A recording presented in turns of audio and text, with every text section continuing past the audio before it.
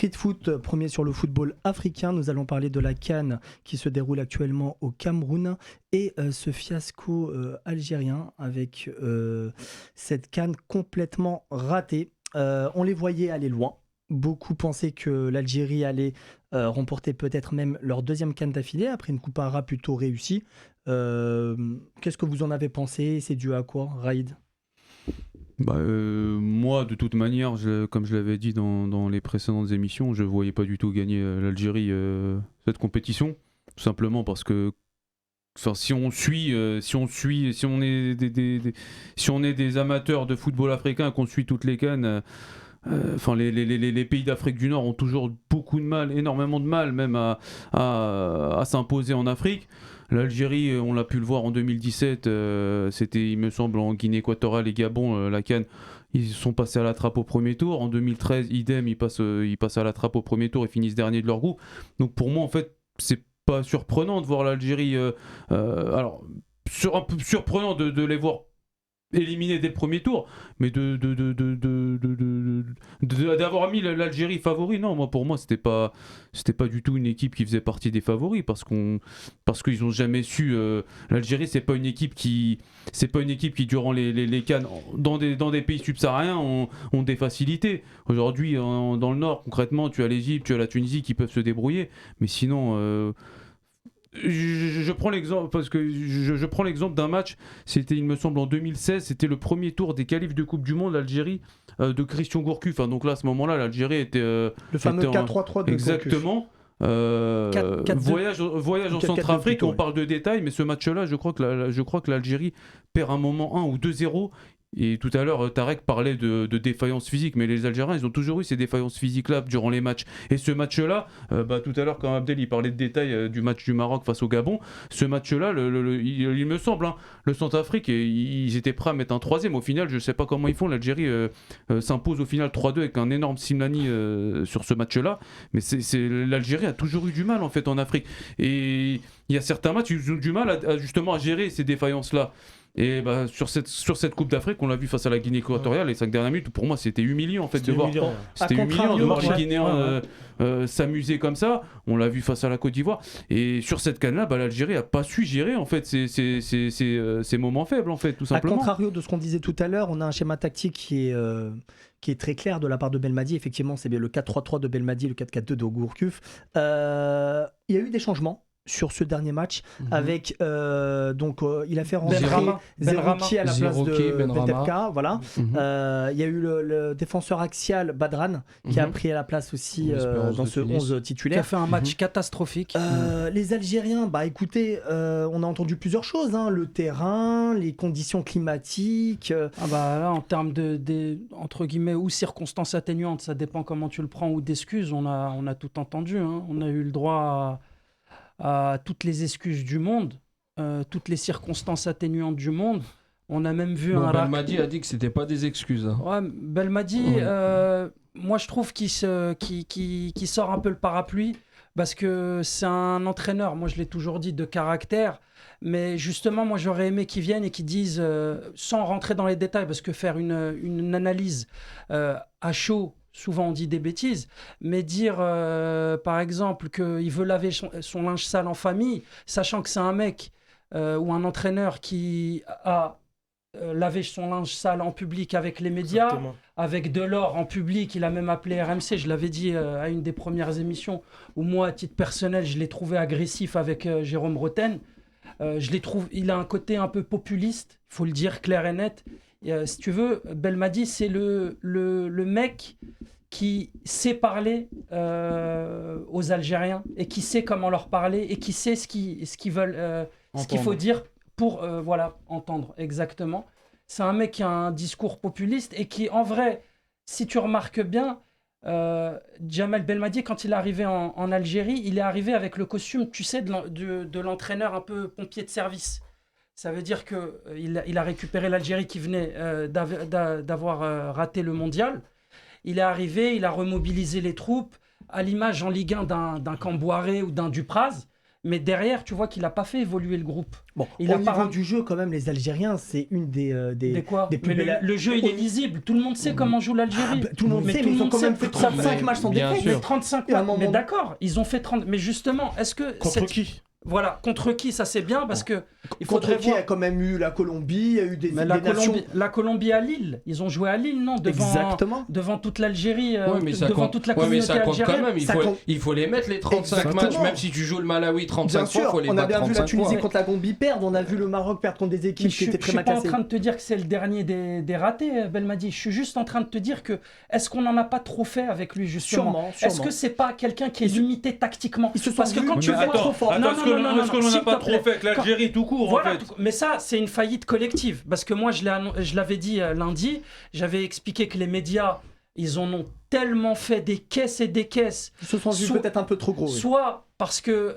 certains voulaient leur plaire, soit certains ne voulaient pas leur dire ce qu'on est en train de dire aujourd'hui et qui d'ailleurs quand tu vois aujourd'hui comment on leur tombe dessus, tu te rends compte qu'en fait ils osaient pas leur dire, mais aujourd'hui maintenant qu'il y a les faits, ils veulent leur dire les choses, à savoir, tout à l'heure on parlait de joueurs qui jouent dans le tiers-monde du football, et c'est la réalité, quand tu as un gardien, quand tu as ton avant-centre, quand tu as une charnière centrale avec Badran ou Belhamri, les ailiers, t'en as un qui n'a pas de club.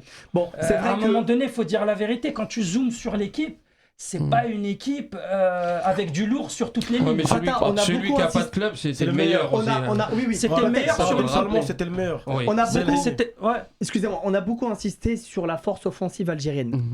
Donc entre Bounejda, Belaïli, Mahrez, Brahimi, ce sont des joueurs qui jouent titulaires ou pas dans leur club. C'est vrai qu'aujourd'hui Belaïli, Bounedjah, c'est vrai qu'il joue au Qatar. Mais quand tu regardes les statistiques de Bounedjah, c'est quoi? C'est 2 buts à la canne avec un tir contré. Avec l'Algérie, il a beaucoup de mal. C'est 2 buts en éliminatoire de la Coupe du Monde et c'est 2 buts à la Coupe arabe, à la fameuse Coupe arabe. Bon. C'est ça un buteur, c'est ça le neuf. Tout ça pour revenir, de toute façon, l'Algérie a marqué son premier but à la 80e minute hier contre la Côte d'Ivoire. Et c'est un milieu de terrain. Ils n'ont pas réussi à marquer un seul but durant cette compétition. Juste avant, Mahrez a raté son penalty. Non, mais je pense que c'est une canne, tout simplement ratée pour les Algériens. Après, comme je me répète, aujourd'hui... Comme le disait Fetter, il y a eu beaucoup de médias qui ont essayé de gonfler l'Algérie, qui les voyaient favoris, etc. Mais je pense que ces médias-là, eux-mêmes, ne doivent pas forcément suivre la CAN, en fait. Parce que la CAN, l'Algérie, quand vous regardez bien, dès que la CAN se déroule dans un pays d'Afrique noire, l'Algérie ne fait jamais rien, en fait. Mais c'est les pays d'Afrique du Nord qui ont globalement beaucoup de mal. Donc comment on a pu voir l'Algérie en fait favori? Donc on s'est servi des 35 matchs sans défaite, et puis ça créait le buzz, puis ça faisait monter la sauce, ça faisait plaisir à tout le monde. Tarek, on en a beaucoup fait avec l'Algérie? Je trouve pas qu'on en a fait beaucoup. C'était la championne en titre. Maintenant, comme je l'ai dit dans les émissions précédentes, aucune équipe maghrébine, et ça ce sont des statistiques, et j'englobe pas l'Égypte dedans parce qu'ils sont pas dans le petit Maghreb, aucune équipe maghrébine s'est imposée en Afrique subsaharienne, centrale ou du sud. Oui, la Tunisie aurait pu le faire en 96, avec une finale perdue, en 2000 exactement. Au Nigeria. Il ne faut pas oublier que la dernière compétition elle a été gagnée en Égypte par l'Algérie. En Afrique du Nord. Maintenant, sur le papier, intrinsèquement, il y a quand même des talents, que ce soit Riyad Mahrez, que ce soit Bounedjah, et je suis complètement d'accord, il est en pèse de régime, il est plus du tout décisif. Depuis 2019, il est sur la pente descendante. Il a quel âge Bounedjah? Il a la trentaine. C'est un 91. 31 ans. Non, c'est un 92. Bounedjah, il a le même âge que Belaïli, c'est des 92. Voilà. Après, oui, le fait qu'il joue au Qatar, ça peut être. Ça peut Tarek, être. Oui. Tarek, tu sais, je te coupe, pardon, mais non, y a pas de problème. quand tout à l'heure je t'expliquais qu'on les voyait trop beaux. Il y a au lendemain de la victoire en finale face au Sénégal, on entendait que Bounedjah allait aller à l'Olympique de Marseille. Et même dernièrement, certains le voyaient et te disaient il joue tous les jours à Barcelone. Mais c'était pour suivre son ancien coach. Sinon, on n'en parlerait pas de lui à Barcelone. Oui, c'était une rumeur qui était facile à créer. J'ai compris que c'était poursuivi, mais il y en a qui ont cru à ces bêtises-là, tu vois. Il y en a qui te disent que Belaïli c'est le futur ballon d'or africain. Alors que Belaïli, si tu regardes ses prestations, c'est vrai qu'elles sont super abouties en sélection, mais tu vas pas te baser sur une carrière de joueur sur les 40 sélections qu'il a en Algérie. C'est pas possible. Tu vois ce que je veux dire? Qu'est-ce que tu as pensé, toi, Kevin, de l'Algérie? C'est dû à quoi, à ton avis? C'est le climat, c'est les infrastructures, c'est quoi? Honnêtement, comme tout à l'heure, Raïd il a dit, c'est le tout. Il n'y a rien qui allait. C'est-à-dire, c'était pas une équipe homogène. C'était pas du tout une équipe homogène. Quand tu as Riyad Mahrez et Benasser qui jouent dans les deux des plus gros clubs européens, mais qui sont vraiment entourés que de joueurs qui ont l'habitude de jouer contre des équipes qui sont au niveau national pendant toute l'année. Aujourd'hui, on a vu les limites. Le coach Belmadi, je l'ai trouvé qu'il était beaucoup plus dans un combat contre les journalistes. Exactement. Que dans sa fonction qui est première de coach. C'est vrai qu'il se braquait très vite. Et d'ailleurs, on l'a vu dans les deux premiers matchs où il apportait absolument pas la sérénité d'un champion d'Afrique au bord du terrain. Surtout le premier match. Hier, il était un peu plus calme parce que je pense qu'il s'est rendu compte que c'était déjà joué et qu'il n'y avait plus rien à faire. Mais Belmadi, moi, je pense sincèrement que c'est à l'image d'un... Pour comparer, parce que c'est un mec de Ligue 1, exactement. C'est un Camboiré. Il n'a pas inventé la poudre à canon, Belmadi. Après, c'est plutôt un meneur d'homme. C'est un meneur d'homme. Voilà. Il est venu dans un contexte particulier. Il a tiré la quintessence du groupe. Ça, il faut lui rendre hommage. Mais derrière, et le pire, c'est que à aucun moment hier en conférence de presse tu l'entends dire bon c'est de ma faute, il y a peut-être des choses que j'aurais pas dû. C'est aussi peut-être dû au fait qu'il y a des échéances très importantes à venir. Ouais, il a voulu protéger le groupe. Non mais à un moment donné aussi il y a des choses que tu dis à la presse et il y a ce que les gens comprennent.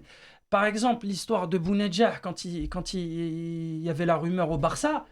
Moi, quand je l'ai entendu, c'est vrai qu'il a expliqué que oui, c'était des rumeurs et que je sais pas, mais derrière, il te fait passer le Qatar pour la Première Ligue. Je grossis le trait, mais à un moment donné, il faut lui expliquer que où joue Bounedjah, c'est pas après moi je suis pas après il avait des stats quand même stratosphériques, tu peux le dire même si c'est au Qatar. Non, moi, je suis pas... Et il faut les mettre les 70 buts par saison au Qatar. En CFA oui, mais aujourd'hui il les met pas, mais il faut les mettre 70 buts en CFA, je sais pas qui les met aujourd'hui. Bien sûr, mais à un moment donné, c'est trop, les médias ils en ont trop fait. Je suis d'accord. Et je te dis que même des médias aujourd'hui qui ont surfé sur ce buzz. Moi à l'époque déjà je parlais de hype réel ou exagéré. Bon, en fait, c'est vrai qu'il y a une hype qui a été très. Mais il faut dire. Mais c'est une faillite collective. C'est une faillite collective. C'est l'entraîneur, les joueurs et les médias. Parce que les joueurs, ils regardent les médias. Ils regardent ce qui est dit sur. Ce qui appartient à César, c'est qu'on a quand même 35 matchs d'avis. Bien sûr. Regarde. Excuse-moi de te couper, mais c'est très important. Là, on est en plein dedans. Je te garantis, et ça, c'est mon intime conviction, que si l'Algérie n'avait pas perdu ces 3 matchs, et qu'elle aurait fait 3 nuls, t'aurais entendu tout le monde parler de la série égale au record de l'Espagne ou de l'Argentine ou de l'Italie, au lieu de parler du rendu des matchs. Donc ça te montre bien que ces gens, ils sont dans le marketing, ils sont dans le paraître, et ils sont pas dans l'analyse concrète des matchs.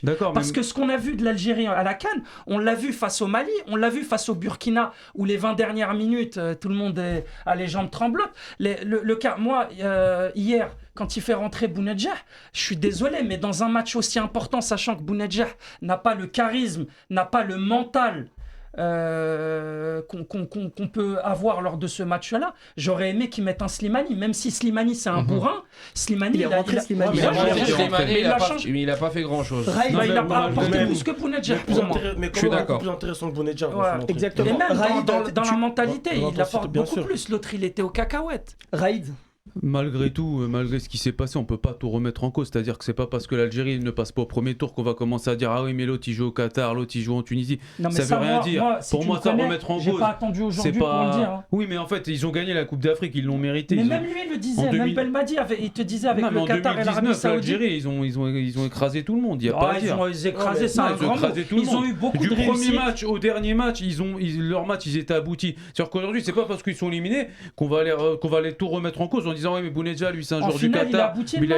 Mais tu trouves pas que c'est le Sénégal quelle finale de Coupe d'Afrique a été aboutie? D'accord, en quart de finale face à la Côte d'Ivoire. Face à la Côte d'Ivoire. Tous les matchs.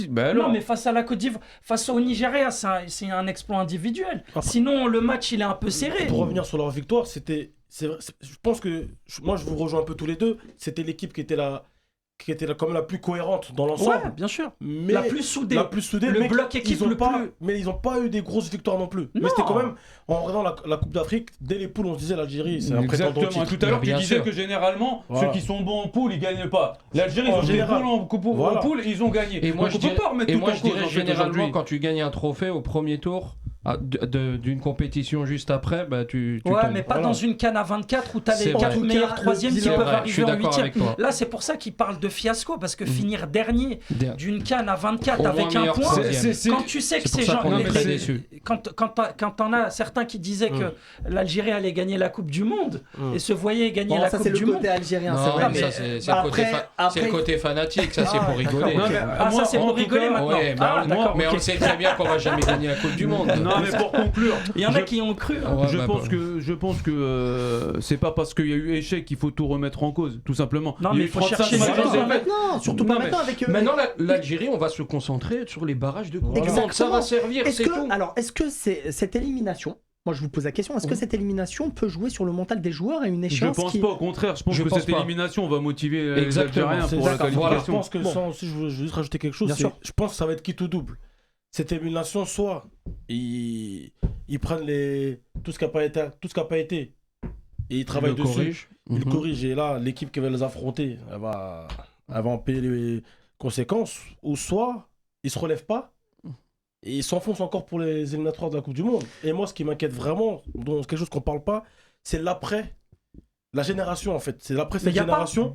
Qu'est-ce qui va se passer? Et c'est ça vraiment qui est inquiétant pour la Belmadi, moi je trouve que Belmadi, il n'a pas réussi à porter de 109. Il y a qui? Si, il y a un peu quand même des joueurs. Il y avait Boudaoui, non, le groupe. Il y a quelques joueurs. Il leur a pas donné une minute. Le groupe. À Sorgan et Amoura. C'est vrai qu'Amoura, ça, je comprends pas. Tu vois ce que je veux dire? Normalement, hier, Amoura, il ne pas qu'il joue en Suisse, c'est ça? C'est ça. Moi, je pense aussi qu'il y a un problème, et ça, je vais fâcher certains supporters algériens. Il y a un problème aussi, Mahrez. Il y a un moment donné, quand Mahrez n'apporte pas, comme un Sadio Mané, etc., comme certains joueurs qui évoluent en Europe dans des très grands clubs. Mais j'ai l'impression qu'il y a un complexe Mahrez. Moi, j'en ai rien à faire qu'il joue à City. S'il est pas bon, tu fais jouer mais déjà, je suis pas d'accord. Je suis pas d'accord parce que Salah, des fois, il est inexistant. On l'a vu contre la Guinée-Bissau. Mais il a mis un but. Mais tu le sors. Parce que c'est des joueurs qui peuvent faire la différence. J'aime pas cette politique de star. Messieurs, Mahrez n'a pas. C'est vrai qu'il n'a pas été très grand lors de cette CAN. Mais il n'a pas été mauvais. Exactement, il n'a pas été mauvais. Il y a un moment donné, c'est Belaïli qui sort. Voilà, c'est Belaïli. Il était fatigué. Moi, je sors Mahrez. Sors Mahrez et Belaïli, tu rentres Amoura et Brahimi, et puis tu essayes. C'est vrai qu'Amoura, il n'a pas fait jouer. Il y a un moment donné, Amoura, c'est une pile électrique.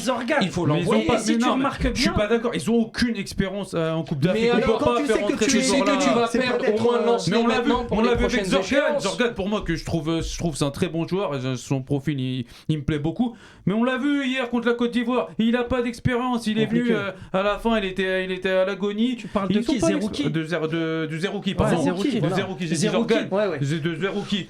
J'aime beaucoup ce joueur, mais il n'a pas d'expérience. On va pas mettre un Amoura qui. On a une politique un peu de star en Algérie, contrairement en Tunisie, on en a rien à foutre. Demain, on peut mettre un Imal Bejbri sur le banc. Bon, pour Msekni, il a un différent. Mais c'est différent avec les Tunisiens. Les Tunisiens sont. C'est compliqué. C'est compliqué de mettre un Mahrez sur le banc. Non, mais tu le sors pas parce qu'à tout moment, il peut faire la différence.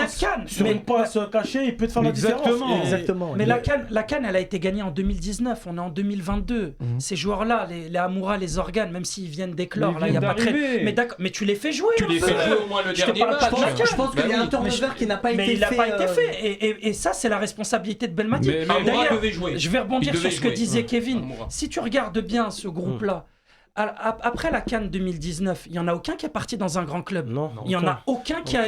Belhamri à Lyon. Il me semble. Ouais, il a joué 6 matchs en Coupe de France et il est reparti. Tu vois. Donc en fait, si tu remarques bien, et pour rebondir sur ce que tu disais, c'est des joueurs en âge avancé, mais qui ont pas une grosse marge de progression derrière. Donc en vrai, est-ce que c'est pas la fin d'un cycle? Et quand toi t'es un entraîneur, tu dois prévoir les joueurs qui doivent arriver. C'est qui le banc? Il y a personne. C'est une très bonne analyse de la part de Feta. C'est vrai qu'aujourd'hui on le voit notamment avec le Nigeria par exemple. Le Nigeria qui a tout chamboulé pour aujourd'hui repartir de plus belle avec des joueurs très jeunes. Si le Nigeria depuis la CAN 2019, ils font partie avec la Tunisie. Ils faisaient partie avec la Tunisie des équipes les plus jeunes à la CAN 2019. Oui, voilà, c'est une équipe qui est depuis 2-3 ans déjà. À contrario des Algériens où on est aujourd'hui. Mais d'accord, mais dans ce cas-là, dis-le dans ton discours, Belmadi. Il faut qu'il le dise. Il explique. Attendez, bon, il l'a déjà dit. On n'a pas 1000 joueurs. Il l'avait dit en match, en conférence de presse, en match de Coupe du Monde, éliminatoire Coupe du Monde. Il a dit bon, on n'a pas 1000 joueurs. Les joueurs, vous les connaissez comme moi. Ok, bon, peut-être que t'as pas un réservoir, mais essaye de trouver quelqu'un. Bien sûr, exactement. Il a fait éclore qui, Belmadi? T'as quand même Benrahma qui est. Benrahma, avec ce qu'il a fait hier, la vérité, je sais pas si tu vas le revoir. Mais il a la place de. Enfin, du côté de Belaïli. Belaïli, c'est très très dur la nuit entre Benrahma en Angleterre et en Algérie. Et même Benrahma en Angleterre, il est pas si décisif. Depuis qu'il est en première ligue, il a du mal. Rappelons, messieurs, que le tirage au sort des barrages de la Coupe du Monde 2022 qui se déroulera au Qatar, zone Afrique, c'est ce samedi. On connaîtra les matchs. Je pense pour conclure, je pense que faut pas l'oublier, Belmadi c'était sa première CAN aussi. Hein. Il a pas forcément d'expérience sur cette compétition. Oui, mais quand tu es entraîneur, c'est pas la même chose de tes joueurs. Aujourd'hui, Belmadi, il a très bien vu l'exemple du Maroc en 2019. Très beau jeu, etc. On sort en 8e. Aujourd'hui, Belmadi était sûr de ses forces. Il a voulu jouer. Il a voulu jouer offensif. On va vite conclure sur le sujet algérien.